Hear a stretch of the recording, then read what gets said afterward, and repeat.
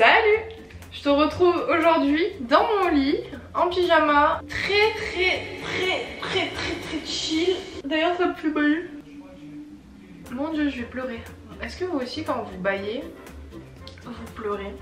Je me suis dit, qu'est-ce que pour aujourd'hui, vendredi 13, je peux, parce qu'on est vendredi 13, une idée a pop-up de ma tête.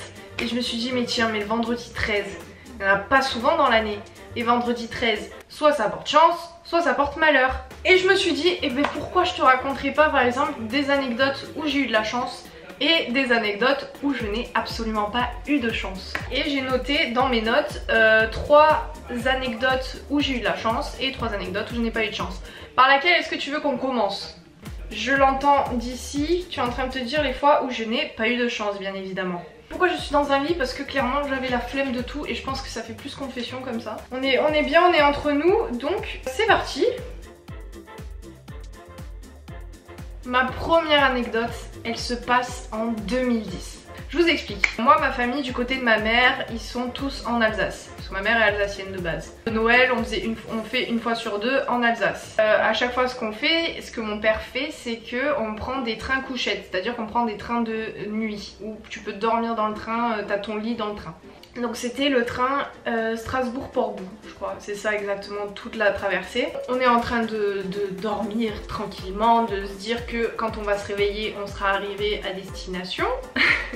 Mais ça ne s'est absolument pas passé comme ça. C'est-à-dire que le lendemain où on devait arriver, je me réveille et là je vois de la neige dehors. Parce que la neige dans le sud, il n'y en avait pas, tu vois. En 2010, il n'y en avait pas. Et on n'est pas du tout, mais alors pas du tout arrivé dans le sud, mais pas du tout. Donc en fait on est resté toute une journée bloqué dans ce train. C'est-à-dire qu'il n'y avait plus d'électricité, il y a eu des gros problèmes. J'ai retrouvé la vidéo YouTube et j'ai retrouvé aussi un article, c'est incroyable. On était 600 passagers dans ce train. Je suis passée à la télé, je me retrouve moi 10 ans avant à passer 2 secondes à la télé sur 2 vidéos différentes, c'est incroyable. Ah mais ça me fait mourir de rire. Du coup je vais vous montrer la première vidéo. Voici l'histoire de 600 voyageurs qui ont mis plus de 24 heures pour traverser la France en train. Changement de chauffeur, incident technique, problème dans le train. Certains ont bien cru ne jamais atteindre leur destination. Arrivés en gare de Perpignan, certains voyageurs aperçoivent enfin le bout du tunnel. Alors? Écoutez, un voyage bien pénible, hein. 24 heures de train, j'ai jamais vu ça. Tout ce qui peut arriver à un train, on l'a eu. Le train maudit, on peut l'appeler comme ça, c'est le train maudit. Je suis là, voilà. Donc en fait c'était très simple. Il n'y a pas eu de changement de conducteur de train, il y a eu, il y a eu des gros problèmes. Et on était resté bloqué à peu près vers Chalon-sur-Saône toute la journée. Alors avec dans la neige, incroyable, il n'y avait plus d'électricité, plus rien. C'était la merde complète. Et cette histoire est incroyable, je trouve. Je vais regarder l'autre. Et là je suis là avec mon père aussi. Finalement, la relève est arrivée en taxi depuis là. 6 heures de route sous la neige. C'est mon père et moi, incroyable. Incroyable cette histoire, je vous jure. Ok. La deuxième anecdote, elle s'est passée cet été. Il faut savoir que je suis animatrice de colo. Et cet été, il m'est arrivé quelque chose en colo qui, je pense, j'ai jamais entendu une histoire comme ça.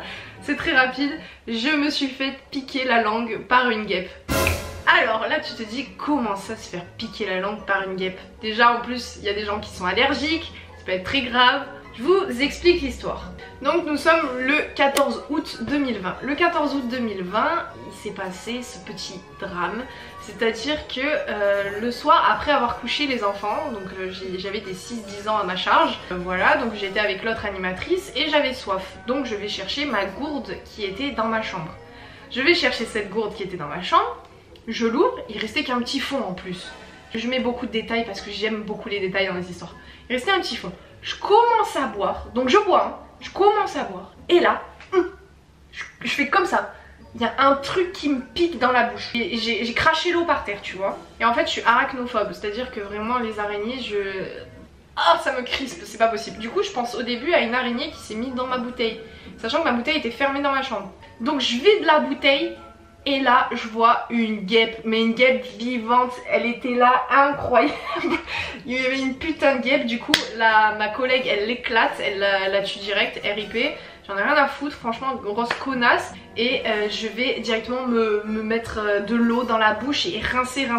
Mais je sentais une douleur genre vive quand même dans la langue, tu vois. Genre je sentais ma langue un peu engourdie et commencer à gonfler. Donc je vais directement voir la directrice de ma colo. Je vous jure, en fait de savoir que c'était une guêpe et pas une araignée, ça m'a détendu, puis j'avais mal mais c'était pas non plus insurmontable. Du coup trop drôle, je vais dans le bureau de ma directrice, on appelle ensemble quand même le SAMU, voir ce qu'il faut mettre, ce qu'il faut faire, etc. Et du coup ça s'est fini que pendant toute la réunion je mettais un Mr Freeze, en plus j'aime pas les Mr Freeze, on s'en bat les couilles. Je mettais un Mr Freeze sur ma langue comme ça, histoire d'avoir du froid parce que c'est ce qu'elle conseillait. Et voilà, bah écoutez, ça a duré pendant 2-3 jours, après j'avais un beau petit point rouge au début et c'est tout. Écoutez, reparti, c'est redevenu à la normale après, mais c'était quand même super drôle. Moi ça m'a fait quand même mourir de rire et quand je parlais au début c'était en mode Troisième petite histoire qui va aller beaucoup plus rapidement. Cet épisode est un traumatisme. En fait j'avais 10 ans, putain mais décidément, quand j'avais 10 ans et que j'ai fêté mon anniversaire, à mon anniversaire en fait mon papy et ma mamie m'ont offert un bracelet en or, mais full or, très très beau, que j'ai eu du coup pour mes 10 ans. Et un mois après, c'est à dire qu'à l'époque je faisais du handball, et un mois après, en revenant de ma séance de hand, parce que tu enlèves tes bijoux quand tu fais du hand et je les remets après, j'ai toujours l'habitude de faire ça, et ben je trouvais plus le bracelet dans mon sac. J'ai flippé ma race, c'est à dire que ma mère me mettait des coups de pression en me disant tu vas retrouver ce bracelet, tu ne sortiras pas de ta chambre tant que tu l'as pas retrouvé. Non nanana, mais une pression au max, je pleurais, je crois vraiment, honnêtement, c'est la fois où j'avais le plus de tristesse, de peine, d'angoisse, toutes les émotions négatives, vous voyez, on les prenait, on les mettait en moi, incroyable, je me suis jamais sentie aussi mal de ma vie. Au final ce bracelet, bien sûr, je ne l'ai jamais retrouvé, mais il a duré un mois à mon poignet, pas plus, et c'était horrible. J'ai eu un traumatisme là-dessus. Parce que c'est à cause de ma mère en fait, et mon père aussi, mais je me sentais tellement mal aussi pour mes grands-parents, et bon au final après ils m'en ont pas offert un, si c'est votre question, non, j'ai eu... C'était une chance, pas deux, hein. Ça coûte assez cher et je l'ai jamais retrouvé, je ne sais absolument pas si on me l'a volé, j'ai vraiment pas eu de chance. Laissez tomber, je ne l'ai jamais retrouvé. Après avoir entendu ces 3 petites histoires où je n'ai absolument pas eu de chance, je vais te raconter maintenant 3 anecdotes où j'ai eu vraiment beaucoup de chance. Après la chance, c'est quelque chose qui est hyper subjectif, je sais même pas comment définir vraiment, on y croit pas, la chance. Est-ce que la chance, faut pas la mélanger avec des opportunités, du hasard, etc. Je sais pas. Moi du coup là pour faire ces anecdotes là au niveau de la chance, j'ai dissocié le fait que la chance qui est due aux opportunités et la chance qui est due à du hasard. J'ai pris ce côté là du coup, la chance due au hasard parce que ce n'était pas prévu et ça aurait pu ne pas se passer comme ça. Quand j'ai fait mon voyage à New York il y a 2 étés, c'était mon cadeau de mes 18 ans de mes parents, et l'été 2018 il y avait la Coupe du Monde de football. Et la France, vous connaissez l'histoire, de toute façon championne du monde. Ce qui s'est passé c'est que j'ai vu la demi-finale du coup déjà là-bas dans un pub. J'ai pu voir la demi-finale dans un pub avec des Américains, c'était archi stylé dans le quartier de Chelsea. Hyper stylé, vraiment j'ai kiffé ce moment et surtout incroyable. Soit matin du 14 juillet, parce que c'était le 15 juillet qu'on a été champion du monde. Bref, je suis allée au Rockefeller Center voir la vue, mais toute seule parce que ma mère, on avait des tickets tout ça en mode des fast-pass etc. Et à un moment tu dois choisir entre 2 activités, soit c'est la vue du Rockefeller, soit c'est le Guggenheim. Ma mère est allée au Guggenheim, moi je suis allée au Rockefeller toute seule. Ce que j'ai fait, c'est que je voyais qu'ils installaient pour la Coupe du Monde en fait. Et je me suis dit mais putain mais maman il faut qu'on aille voir la Coupe du Monde là-bas, ça va être incroyable. Et du coup j'ai vu la finale de la Coupe du Monde au pied du Rockefeller Center et c'était vraiment incroyable. C'est un souvenir que j'ai qui est incroyable parce qu'en fait c'est là où t'avais tous les Français de New York. J'avais l'impression que c'est devenu la France le truc. Il y avait tous les Français, ils avaient installé des gradins, il y avait une unité, c'était vraiment magique. Vraiment c'était un moment qui est gravé à vie dans ma mémoire et dans celle de ma mère aussi bien évidemment. C'est un moment unique, c'est une chance de fou qu'on a eu et c'était vraiment pas prévu en fait. On disait qu'on allait revoir ça dans un bar ou quelqu'un qui projette parce que là-bas du coup la Coupe du Monde avec le décalage horaire elle était, je sais pas, elle a commencé à 10 h du matin la finale. Le foot je m'en fous complet mais la Coupe du Monde c'est quand même sacré événement et c'était incroyable. Voilà.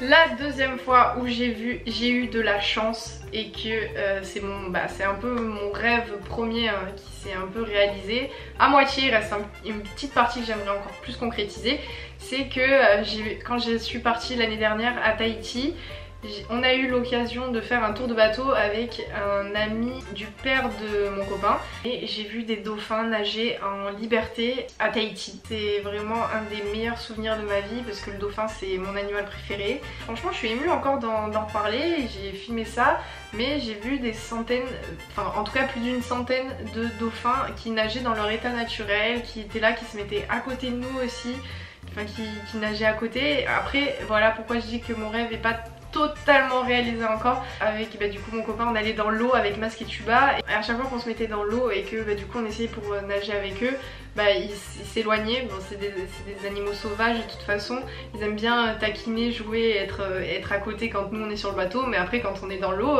ils partent. Je sais que dans l'eau je les ai vus au loin, mais vraiment au loin, et en fait c'est incroyable, c'est un moment magique, j'étais oh là là mais je vais pleurer. C'est un des plus beaux moments de ma vie et je remercierai jamais assez les parents de mon copain de m'avoir fait vivre cette expérience. C'est un des plus beaux souvenirs de toute ma vie, je suis hyper reconnaissante d'avoir vécu ce moment et voilà. Donc j'ai pu voir des dauphins nager dans leur état naturel, dans leur milieu naturel, pas leur état naturel. Et la troisième petite anecdote où j'ai eu de la chance, c'est à Rome. Je ne sais pas si vous avez vu mes vlogs de Rome, mais j'ai été à Rome avec mon copain, on a vraiment fêté nos 5 ans là-bas on va dire. J'ai pu visiter Rome totalement vide. Je prends ça comme une chance parce que vraiment c'est, par exemple le Vatican c'est l'endroit en Europe où il y a le plus de queue je crois. Donc tu fais le plus de queue et nous on a eu 0 minute de queue. C'est à dire qu'il n'y avait absolument personne et la chance que j'ai eu quand même c'est de pouvoir voir le pape. J'ai vu le pape avec mon mec, on s'y attendait absolument pas. Je savais pas du tout qu'il avait une audience le mercredi, on y allait le mercredi matin, c'était la première chose qu'on a faite. Il est à 15 mètres de moi, il est là quoi, enfin c'est le pape quoi. Enfin voilà, j'ai vu le pape, il était là, il était avec tous ces gars autour là, enfin la garde, je pense que c'est sa garde. Incroyable, dès qu'il demandait une bouteille d'eau, il levait la main comme ça. Il levait le petit doigt et hop on lui ramenait de l'eau, incroyable. La chance que j'ai eue c'est vraiment de visiter Rome complètement vide, sans touristes, c'était assez fou. J'avais pas de touristes asiatiques partout là parce qu'en général quand tu vas dans la capitale ils sont vraiment partout, tout le temps envahissants, et là rien, nada, pas d'américains. Je pense que c'est une chance qu'on a eue, c'est une chance parce que les autres pays avaient bloqué leurs frontières par rapport au Covid, mais nous c'est vraiment quelque chose que on a vécu à 100%. La fontaine de Trévi, il y avait quasiment pas beaucoup de monde non plus. Le Colisée, franchement, c'est là où on a le plus attendu, on a dû attendre, je sais pas, 15 minutes. Hyper reconnaissant d'avoir pu visiter Rome sans touristes, sans personne. C'est, je pense, une chance. Voilà. C'est tout ce que j'avais à te raconter comme anecdote. J'espère que ça t'aura plu. N'hésite pas à me raconter toi les anecdotes, les fois où tu as eu plus de chance et les fois où t'as pas eu de chance. Je serais ravie de les connaître, mais en général je suis pas quelqu'un de très chanceuse on va dire par rapport au fait que je sais pas, par exemple quand j'étais en cours et qu'il y avait un truc que j'avais pas révisé, ça tombait toujours sur ce truc que j'avais pas révisé.